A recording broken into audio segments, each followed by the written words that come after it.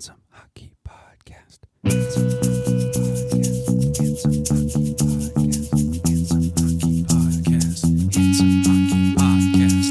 Handsome Hockey Podcast. Handsome Hockey Podcast. Handsome Hockey Podcast. Handsome Hockey Podcast.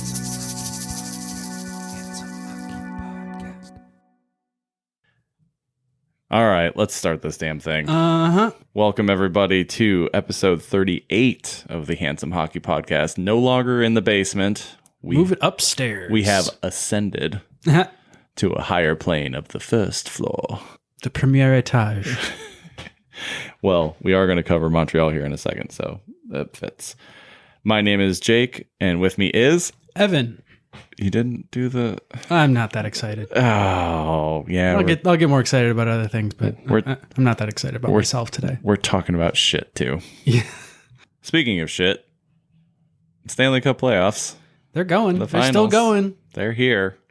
Tampa has taken a commanding lead, but Montreal endured a withering of shots and some incredibly close calls last night to force a game 5. Get off the schneid and Lose make it a in real Tampa. series. Yeah, I mean, a lot of people have been speculating that they wanted to lose so they can win at home, and everyone else is like, no, that's the dumbest idea for a professional athlete in the world. Nobody ever does that. Although I would be interested to see what the stats are like across all sports, because I do think there's a reason that maybe it happens more often that you win at home, because I think, it's just, it's hard to win on the road and it's hard to close at a series. And then also, doubt creeps into your mind where you're like, maybe it would be nicer to party at home after we win this. It's not like it's that long of a plane ride and it's a chartered flight. So right. You're going to have fun either way. You're not wrong. I just think there's maybe a psychological element, but they are definitely not trying to lose. Yeah. Plus, on like a 4-hour flight from Montreal to Tampa Bay, it's not like you're not going to have a driver when you get there. You can party, and then you get home, and your wife just goes, Nikita. I know you've been cross-checked in the hip 12 times a game, but you need to do the dishes. And he's like, I'll do dishes tomorrow. And by dishes, he means he will rinse out the Stanley Cup. Very good. I hate that joke. I'm sorry. It was good. Sorry to everybody. Yeah, I think my favorite stat from this finals is that Victor Hedman became the first player to score in all 12 calendar months. That has to do with weirdness of schedule and the fact that we've had some, COVID fuckery, but that's really crazy and kind of awesome. What a cool stat. Like, that will probably never be equaled.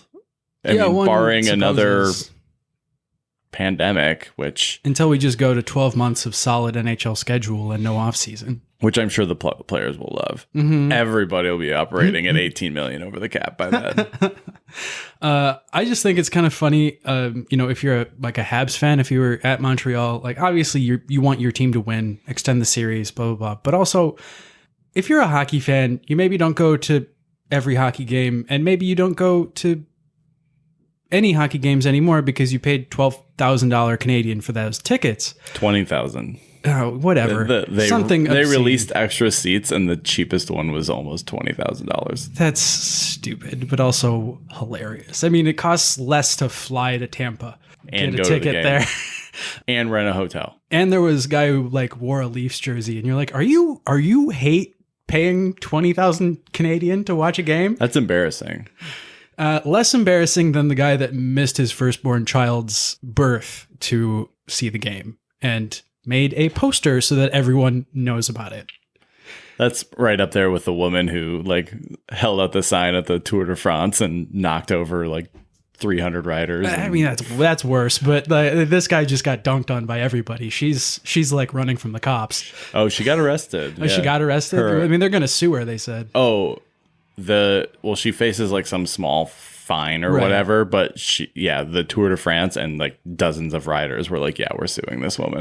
Would you rather, as a Habs fan, see your team win and prolong this suffering of a playoff series, or would you rather just see your team lose and see the cup presented? As a hockey fan, as a fan of a team, kind of two different things.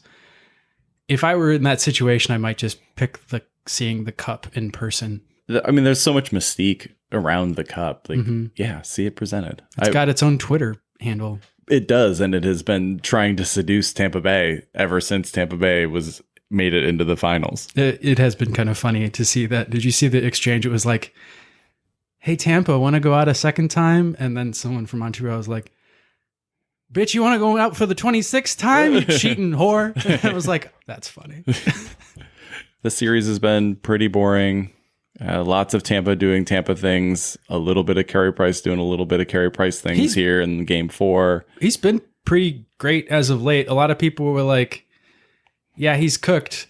And then he had like an .830 save percentage through the first couple of games. But this last game, he looked amazing. I mean, all in all, with a minute and change left, Kucherov puts one barely off the crossbar and, misses winning another cup by inches.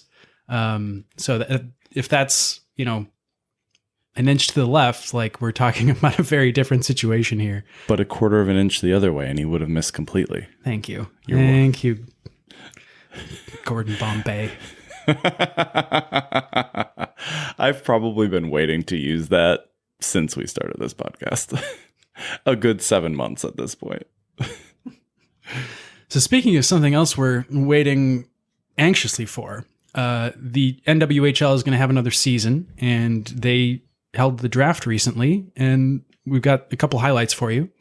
Yeah, and we are going to do a much deeper dive on the upcoming NWHL season here in probably like a month or so. We'll talk about the draft more in depth, player signings, because there's a relatively large roster turnover in the NWHL. So yeah, it's so interesting. It's like kind of in between. I don't know. It's like college basketball meets beer league hockey. You don't have like star players changing hands in other leagues as nearly as much as the NWHL. I just reading about it, it's like, oh, she went to that team. Oh, she went to that team. Oh, wow. That's interesting. Cool. Fun. I mean, like, it seems like all of the teams are more or less completely retooled, except for maybe Boston. Yeah, Boston's got a good thing going. They're just like, let's keep paying these people. Yeah, we did see Soroya Tinker sign up with the hometown Toronto Six. Awesome. Which is awesome. Speaking of the draft, as we were alluding to earlier, Taylor Gerard, a forward from Quinnipiac, or Quinnipiac. I think it's Quinnipiac. I think it depends on how much of a stickler you're trying to be, but I'm going to go with Quinnipiac. Was drafted first overall by the Connecticut Whale. That's how you're supposed to say Evan, is how I say Connecticut Whale. Robert Morris University, who just canceled their women's and men's programs, had 3 players drafted, which was the most of any college, showing up. It's not like they were doing anything next year. It was Yeah, it was like Robert Morris was just showing out as like a farewell send-off. They're like, well, we got rid of this team, so how do we make it even worse? Oh, 3 of our players got drafted. It turns out we had a pretty solid program. Cool. Yeah, Robert Morris they actually were the last Division I school. They had an outpost in Chicago, or have an outpost in Chicago, and they had a D1 program for a while too. I don't know, that whole story is crazy. It was blindsiding to, I know, everyone on that team and whatnot, and it sounds like some BS went down. It kind of reminds me of when I was in high school and like we had a good boys swimming program, and then budget cuts were just like, oh, nope, you go on the chopping block. And they're like, well, we're keeping that fencing team that hasn't won a match in 47 years, though. Yeah, in this case, we were keeping a football team that went 0-9 that year. And cost significantly more than you.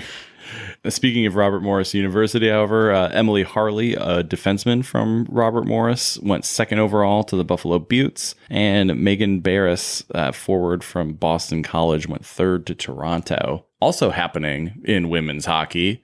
And we're sadly breezed through this, but Gary Bettman opened his fucking mouth, which is never good. He should just hide. Yeah, he really is better when he doesn't talk. Yeah. He's like that really hot-looking tall guy at the bar that isn't talking to anybody. And you're like, oh, strong silent type. And nope. Then it's like, oh, no, you're better off silent. You're shockingly dumb.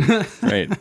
Bettman's statement was, if you're going to make a go of a new league, you have to have all of your ducks in a row. Our hope is that the women's pro landscape can be more unified going forward. At the right time and under the right circumstances, we see a role for us. Which is basically Gary Bettman saying, we'll play when you get your shit together, or our interest level in this is near zero. Yeah, which is kind of BS and a little bit of gaslighting, because they very much have their ducks in a row. Like, both of these leagues survive, or the league being the NWHL and the conglomeration of players being the PWHPA, I would say succeeded in COVID against a lot of adversity. And to say that they don't have their ducks in a row is just a completely wrong take. And also, you know, asking for them to be more unified, like, the reason that these two groups of players aren't more unified is because of the NHL's kind of relationship to women's hockey and the fact that they have not gone in on assisting a league yet. If the NHL were to step in, that would probably unify these two things into a league. Like, I don't know. He's just playing dumb, like he, you know, we'll get to this later, like he did with the Blackhawks thing, but yeah, he's just being a poop. If only there were a test case where a men's league had financially backed a women's league, and that women's league year after year continues to thrive and expand. And, oh, hi, NBA. How are you doing? Oh, WNBA. What are you? Pay no attention to the man behind the curtain. So, as we said, we are going to go a little bit more in depth, well, a lot more in depth on the NWHL off season here in maybe a month or so. We'll make sure that we get that the full preview before the NWHL starts. Unfortunately, we have a lot of shit to talk about today, that most of which is bad. But before we do that, we've got an NHL awards recap. Adam Fox won the Norris, which...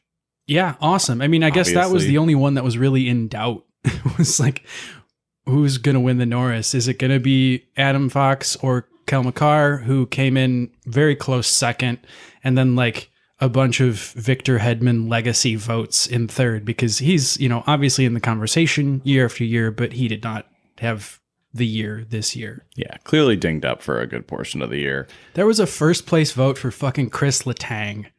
That person shouldn't be allowed to vote anymore. Yeah, I think you should. I don't know. Did Chris Letang get to vote? Or Chris Letang's mom was like, I'm penciling in my son. Right. There was also a first place vote for Jacob Chikrin, which, okay, he had a really good year. I wanted him to be further into the Norris conversation than he got. But yeah, the Chris Letang vote was hilarious because he was in the trade block for half the year.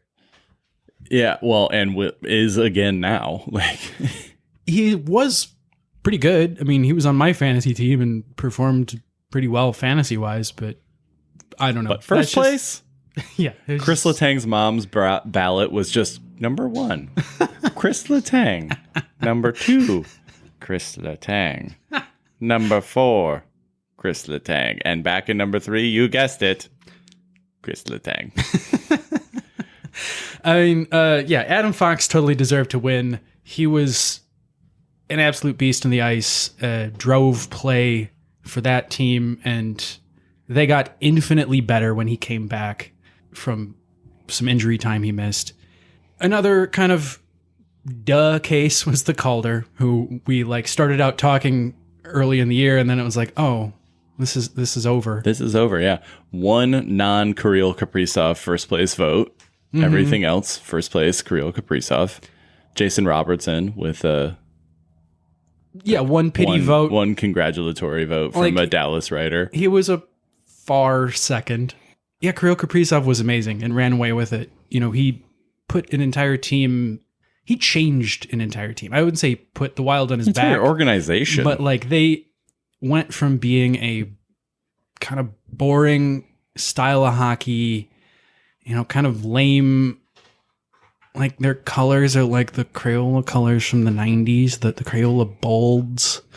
Like there's just something is stale about this Minnesota franchise, which is kind of funny because it's only like what 10, 15 years old. Because it's not the North Stars. Right. He like injected life into this Minnesota Wild organization, and all of a sudden now they're a fun team to watch. Now he's gonna like he's never coming back. Yeah, though. now he's in salary negotiations with the Wild and like on a boat in Russia, and the two teams aren't talking. It's like when Bruce Wayne absconds with the Russian ballerinas in Batman in Dark Knight, but it's Kirill Kaprizov. How much of a boss move would that be to step in, win the Calder, and then just like go back to the KHL forever? I mean, I would play a couple more years and get that money, but yeah. I know, but all of your money in the KHL is under the table and in bags of cash, and you can like launder it through Vladimir Putin. Yeah. The Lady Bing goes to Jacob Slavin, whom largely people thought was great, except for one dude on Twitter who is a psychopath. Yeah, it's kind of funny that the Sportsmanship Award drove one man to go insane and start a multi-day rant on Twitter. It's still going. Some say it may have the half-life of Chernobyl, but it seems about as hot. It's like, what's the guy's name? It's not worth it. I know the guy's name, but let's not even give him any publicity. That's fine. Our dozens of listeners don't need to go look for this guy. He seems to think that the Lady Bing should go to the best player that also doesn't take a bunch of penalties. Whereas that's not really how the award has ever really worked. And it's a award for specific sportsmanship. And the fact that a really good defensive defenseman took 0 penalties on the way to a very successful season is more than enough to win the award. We also forget that Connor McDavid elbowed a man in the face into the ground earlier this year. Like, that's not sportsmanlike. Right. A completely, like, he was worthy of supplemental discipline for that hit. Did he receive it? Absolutely not, because the Department of Player Unsafety vending machine just happened to be out of order that day. He did get a $5,000 suspension or fine. Yeah. So he did get a $5,000 fine. Yeah. But then he also did win the Hart Trophy as the best player in the league. Like, which he is. And he won it unanimously, which, like, thank God, because I can't think of anyone else that really deserved a first place vote over Connor McDavid. So there's no reason that Connor McDavid needs to win both the Hart Trophy and the Lady Bing. He won the Lindsay as well. Like, yeah, right. He's fine. His feelings aren't hurt. Yeah, the Ted Lindsay Award for the uninitiated is the Player's Choice Award for the best player. And he's now won that 3 of the last 5 years. Yeah, absolutely deserved. Finally, of the awards that we are deciding to report on, the Vezina went to Marc-Andre Fleury of the Vegas Golden Knights. Which, fucking good. Fucking right. Like, he has been outside of the Vezina conversation looking in for so long, where, Marc-Andre Fleury has been what's the word I'm looking for? A fixture in the league and performed really well. Had a couple inconsistent seasons that I think cost him the Vezina, or got some injury bad luck that cost him the Vezina a couple times. This is a little bit of a lifetime achievement award. It's wholly deserved. He had a great year. I mean, he was supposed to be traded at the beginning of this year, and then Lehner gets hurt, and so he's the guy virtually all year because Lehner missed a ton of time. And then he had up until they played Montreal, he had a very good playoff as well. So, and honestly, he wasn't terrible in that playoff. Carey Price was just better. Glad that, that he flamed out of the playoffs in some slightly unspectacular fashion didn't hurt him getting the Vezina.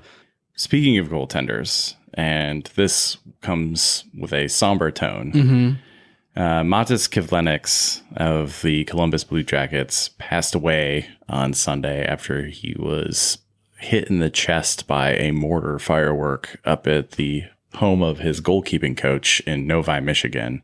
He was spending the summer in the United States training and getting ready for this fall. The big rumor is that Columbus is going to have to trade one of their 2 starting goaltenders this year, either like Korpisalo or Merzlikins. And so Kivelnieks was going to be, theoretically, as the number 3 guy in their organization, was going to be getting some very solid time in the NHL this year. Yeah, he's kind of their goaltender of the future. And now that entire equation changes. Yeah. And so our hearts go out to him and his family and his friends. Word is in the organization that he was beloved by everyone that knew him. Elvis Merzlikins and his wife both penned very touching memorials to him. Yeah, it's got to be super shocking to gather for a wedding and to lose someone in just a complete tragic, mindless accident. It's been, really hard to hear. Doesn't get any easier here. Yeah, no, moving on to other somber notes. We've been following the developments in Canada with the discovery and now kind of systematic uncovering of grave sites outside of residential indigenous schools. There's something like 130 of these former schools in the country. And, this all sort of started with one school in Kamloops, British Columbia, where 215 kids were found buried. And now, since then, there have been 182 kids found in unmarked graves in Cranbrook, British Columbia, outside of a school, and 715 kids in Cowessess, Saskatchewan. It's a double-edged sword with this, in that we want to know the full extent of what these schools did and the crimes that they perpetrated on the indigenous communities in Canada. But it's a gut punch every time one of these stories comes out and you see the numbers, you see the people's accounts, and you rehash that history. There's supposed that something like 6,000 plus children died in the course of these schools, mostly from malnutrition, disease, and abuse. Neglect. And just utter neglect, systemic neglect. It came from the top down. These kids were forced into these schools, taken away from their families. Many didn't survive. So, it's important to keep this story going in the hockey community, because so many people around hockey have indigenous heritage. Indigenous people have a place in the hockey community, but one that is taken away from them often by the, systemic racism within the hockey community.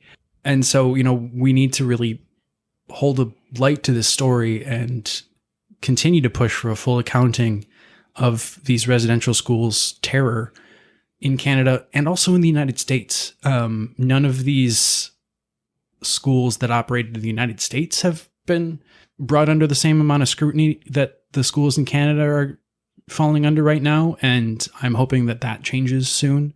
Obviously, there's a lot of other racial reckonings happening in the United States right now, but I think that's something that really needs to be, paid attention to by the hockey community and just by, the American political intelligentsia. Too often, these indigenous stories are just like kind of put on the back burner, and it's not right.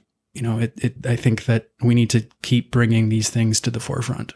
We have seen that there's been kind of a response towards these, and there have been a number of churches throughout Canada that have been burned theoretically because of their connection to these crimes against the indigenous peoples of Canada. Yeah, I don't think that, we've seen people arrested and charged for these. Or claim responsibility.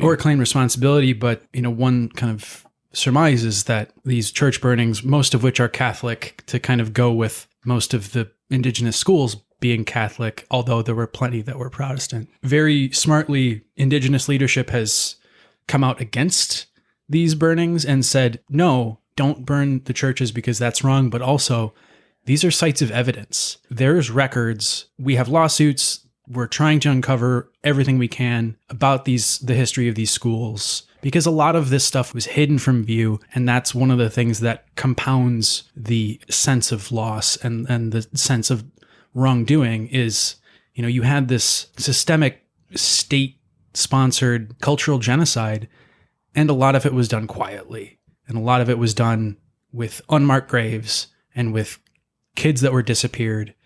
And they need to be brought back into the light if we're going to get any sort of justice and reconciliation. Like, part of me condemns violence, right? Mm-hmm. Like, this is violence.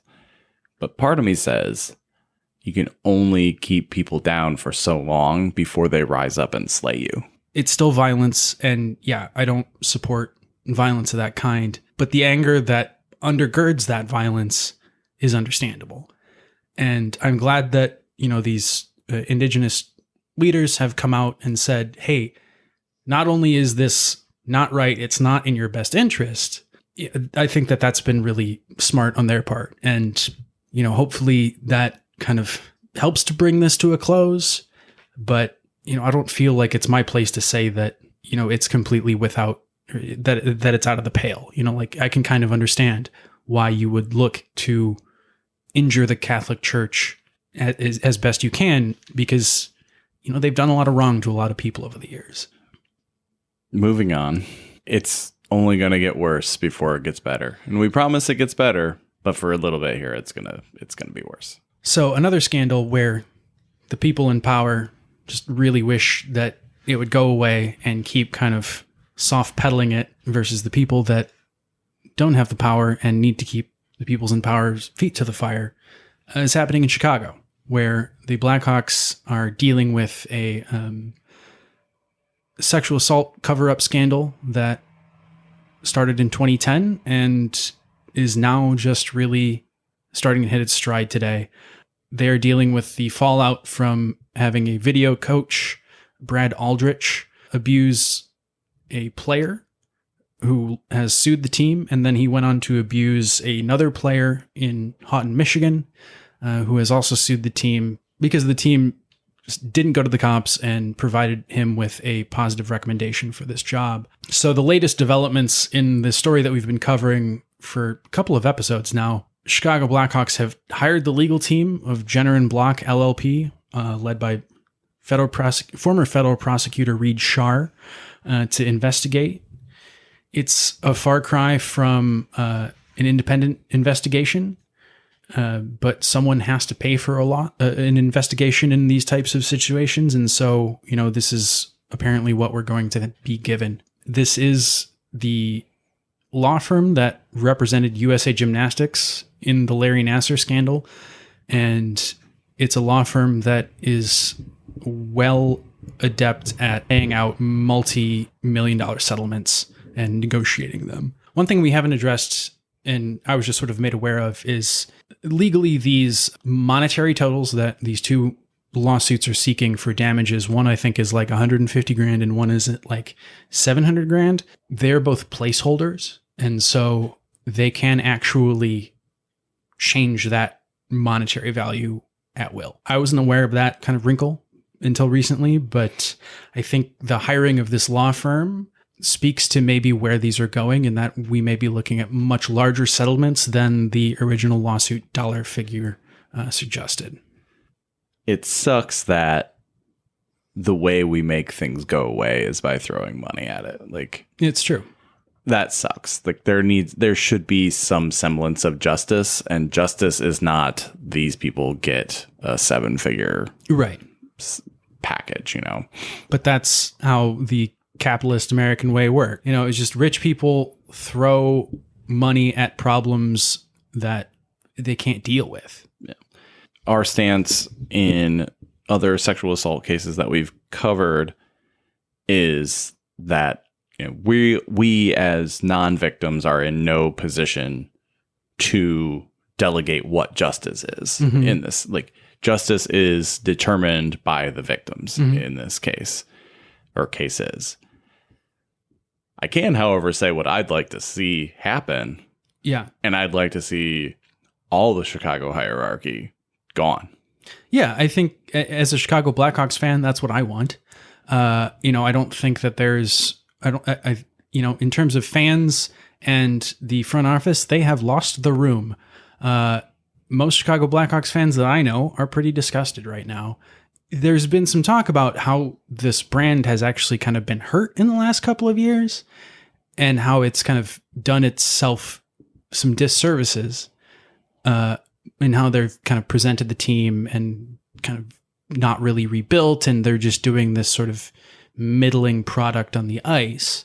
This is kind of an exponential growth of that. Like, Oh, if you're already absolutely. feeling kind of meh about your team, finding out that they harbored a sexual predator and then or let him loose upon the world with nary a saying or statement of ill will. Right. When you had a person that was in your organization saying you need to go to the cops. Like, my desire for people to lose their jobs extends to people who are no longer with the team. Okay. Like, if we find out that Mark Bergevin knew something and did nothing, he should be out in Montreal. Like that, like this, Yeah. like this should follow you. Like And it follows the victims. Will it follow Mark Bergevin? No. No, probably not. There's the other guy, Cheveldayoff. Oh, who's, the GM in Winnipeg. He may actually be more complicit. I mean, we'll see. You know, it's really hard to believe that these guys didn't know. They say they didn't know. And Jonathan Taves, who is now back skating officially, says that he didn't know until after the 2010 Stanley Cup when Brad Aldrich was gone. I find that hard to believe, but also... As the captain? Right, but also somewhat believable. It just, you know, as a captain, that information may be kept away from you, but it's insane, all of these people saying that they didn't know, when you have Daniel Carcillo, who was on the other team, saying, players on our team knew. And then he went to play for the Blackhawks at some point. Another thing that's come out in this scandal is, to nobody's surprise, Brad Aldrich did abuse people at his very short stop at Miami University of Ohio, in which he went from being a volunteer high school coach after the Blackhawks to then this college job, and then he washed out 4 months later, back to a volunteer job at this Houghton High School. And to nobody's surprise, it was because he abused a player. That player did not press charges. But he did report it. Yeah, he reported it in great detail. And I don't know, just adds to the insanity of the situation. I believe that player did not report until 2018. Okay. Until after Aldrich had been arrested and tried and you know, served a sentence, and then now is a... It looks like the former player filed a report in 2018. The case was closed when the alleged victim dropped the case. Mm-hmm. But the matter was with the university police, so they as an organization or as an institution have been aware of this incident since at least 2018. They as an institution also didn't follow up, you know, seeing what this guy was doing across state lines. There's some level of complicity there. When pressed with the question, Gary Bettman came up with a amazingly awful response, as he is wont to do. You know, saying, we learned relatively recently about these allegations. Yeah, after they've been in the news for like 6 weeks. This is obviously a matter of litigation. Oh, wow. Yeah, duh. We await findings from the independent investigation. Like, it's not all that independent. And if you really wanted it to be independent, you as the NHL could step in and make that investigation independent, Gary. And then also, he went on to say, all options are on the table if there's something that warrants punishment. Like, we may invade the Blackhawks for oil if they warrant punishment or something. I don't know. When I hear all options... Missions accomplished. Yeah, when I hear all options are on the table, I think like, yeah, F-35s might be screaming over Chicago tomorrow. It's perfect timing with Donald Rumsfeld having fucking died. Off to the great unknown unknowns. This is when we get back to the good stuff. Just kidding.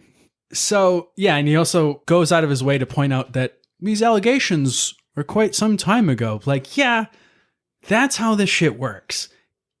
11 years ago is not that long, and it's not that long for survivors. It's not that long for people that live through trauma. Like, we need to stop treating, you know, sexual assault like it has a 5-year shelf life like it does on fucking SVU. The scandal is deepening and broadening, and I'm actually been encouraged by the distaste shown by the Chicago fandom that I see against the Blackhawks' handling of this situation. I think that's what's going to keep the Blackhawks' feet to the fire, to do the right thing and, make the firings when they need to make these firings. There's also been a lot more coverage recently from national news media, national hockey media, and things of that nature are encouraging. Late, yes, but if they continue to point out, or continue to remind the general public that this is an ongoing situation and that this is is something that we need to be paying attention to, and we need to be holding these people accountable for their actions, their alleged actions, then that's a good step in the right direction too. It can be a kind of a two-pronged assault on the Blackhawks higher ups, where they simultaneously are feeling it both from like a media perspective, but also a pocketbook perspective. Yeah, I think that they miscalculated in thinking that the public wouldn't run with this. I mean, I think that's part of the reason for the additional news coverage is your average Joe Blackhawks fan's pretty pissed off that in the midst of all of that winning, their franchise was harboring a sexual predator. Like, that's disgusting to me, and even apart from having to deal with the Patrick Kane scandal. Kind of like Patrick Skane, actually. It's like his alter ego where he has a mustache. No, I'm Patrick Skane.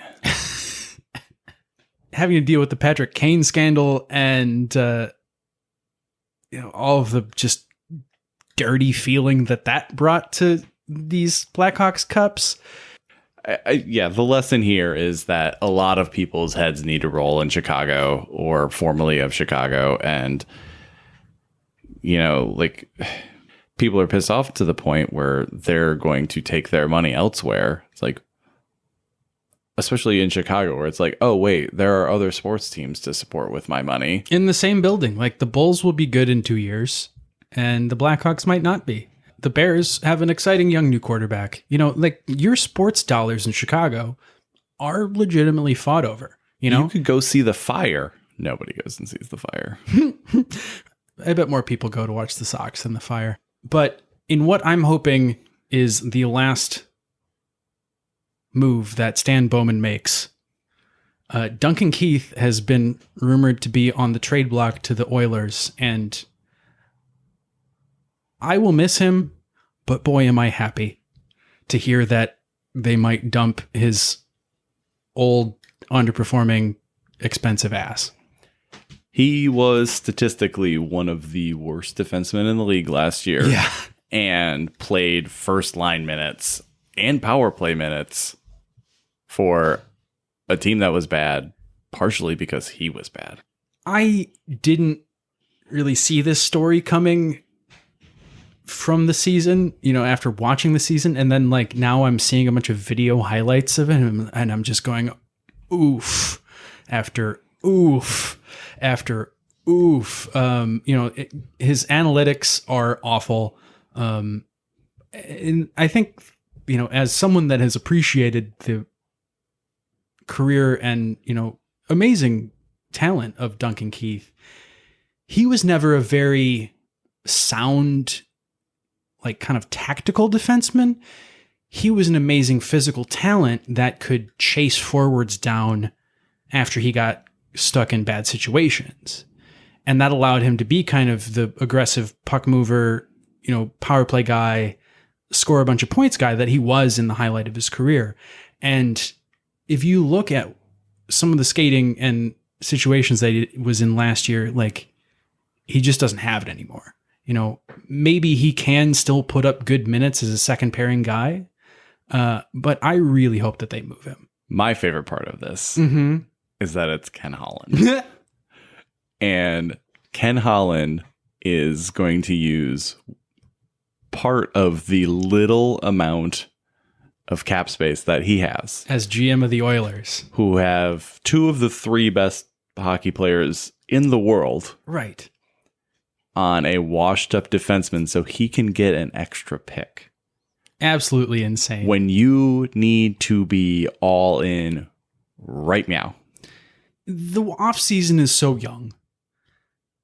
Why are one of the teams that really should be going for it attached to a 38-year-old,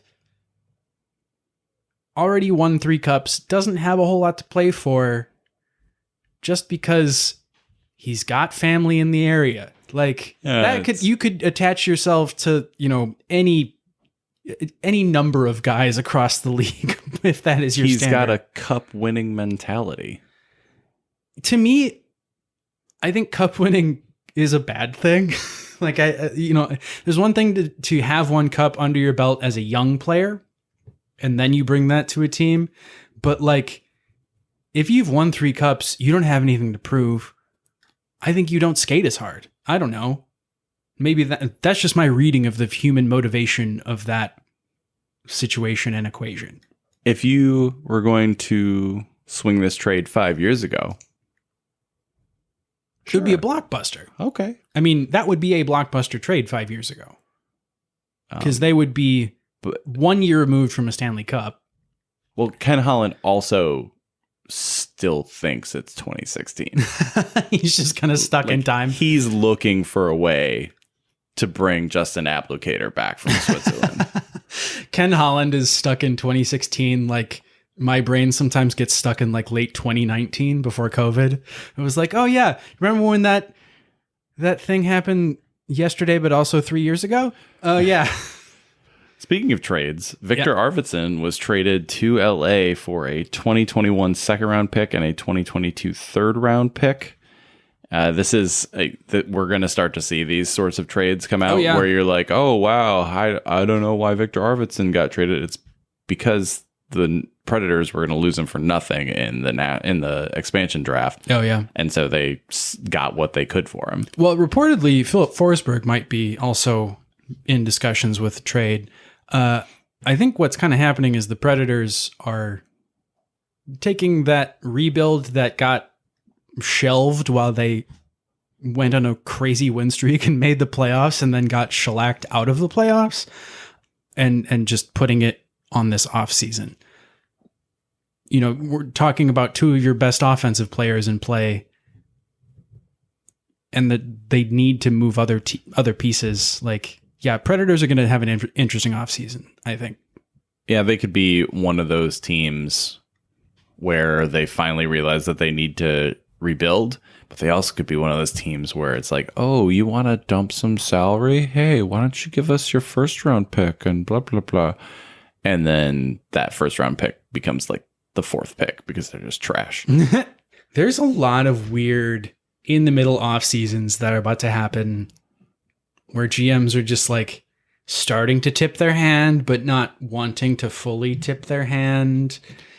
Well, if you're in the Pacific next year, you should be all in because it's easy. Like it's just the bunny hill. The best team is Edmonton. Yeah, that's going to be real weird. I mean, like, maybe that's why Vancouver's standing pat. It's because they're about to feel a whole lot better about themselves. Bringing in geriatrics. Yeah, right. Who are a year older than me. It's definitely depressing when, like, you see, oh man, this is, they're breaking records for being the oldest player to do blah, blah, blah, blah, blah. And it's like, oh man, they're my age. Oh, that's great. It is really nice. That moment where I realized I couldn't idolize professional athletes anymore was a really nice moment in time. That happened, over a decade ago, but still, it's just like, wait, I'm the same age as these guys. It's really stupid for me to look up to them. I'm no longer at a point where if I try hard, I could get there too. Like, that ship sailed when I was born. But, yeah, I always love one of the things I quote you out to other people a lot is something you told me about turning 30. And you said, when I turn 30, people stop talking about my potential. And Like, I love that line so hard. Just being disappointed about where I'm now at. Yeah. Also, the Wild re-signed Eriksson and Nick Bukestad. Those are nice signings. Yeah, real good signings. They've got a lot of work to do this year. Most of it in Russia, but we'll see how that turns out. And speaking of signings, I think we're ready to sign off. Yeah, I've got apps. It's hot in here, and I've got nothing left in the tank. It is late. Oh, so by the time you hear this, the Stanley Cup Finals will probably be over. Congratulations to the Tampa Bay Lightning on their conclusive 5-game mini sweep, extended sweep of the Montreal Canadiens. I liked one of my own tweets is the Tampa Bay Lightnings have won the Stanley Cup in 3 games. Yeah, it was just game 1. You were just like, well, but yeah, good run. Hard to see them not winning at home, but you were up 3-1 has been said before by Montreal. So we'll see. 60 fucking years ago. I think we're okay. No, I mean, the Leafs were up 3-1 in that series, weren't they? Oh, I thought we were talking about Stanley Cup Finals history. Oh, yeah, no. And that was against the Red Wings. Thanks for dredging up those things that happened 40 years before I was born. I needed to terrorize you somehow. You turd. All right. So thank you, everybody, for listening. We really appreciate you kind of taking this weird-ass ride with us. Every time we get to this point, I try and say something profound, and it just comes out as really stupid. So once again, I'm just going to jump into it. So you can find us anywhere you want on the internets. We are at handsomehockey.com is our website. Handsome Hockey Podcast on Instagram, at Handsome Hockey on Twitter, handsomehockeykpod@gmail.com if you want to send us some crazy news that we should look into. If you want to, swear at us, that's fine too. We're big boys. We can deal with it. You can also check out our Handsome Hockey Facebook page where we post episodes and the occasional meme, self-created meme, and, other weird, wild stuff. And obviously, you're listening to the podcast somewhere, but we are on Spotify, Apple Podcasts, Google Podcasts, Amazon Podcasts, Stitcher, TuneIn, Overcast, Red Circle, and YouTube. Thank you once again for listening to everybody. Stay safe out there. Keep cool. This fucking sucks too. I'm sorry. Yeah. Stay safe out there. Keep cool. Yeah. Stay handsome. Stay handsome, everybody. I think that works. Yeah. Yeah, stay handsome, everybody. How many times can I say it? How many times can I say stay handsome, everybody, before we shut up? I mean, I'm just supposed to say at the end of the episode, stay handsome, everybody. And now I'm just keep saying stay handsome, everybody. Restez beau, tout le monde. Stay handsome, everybody.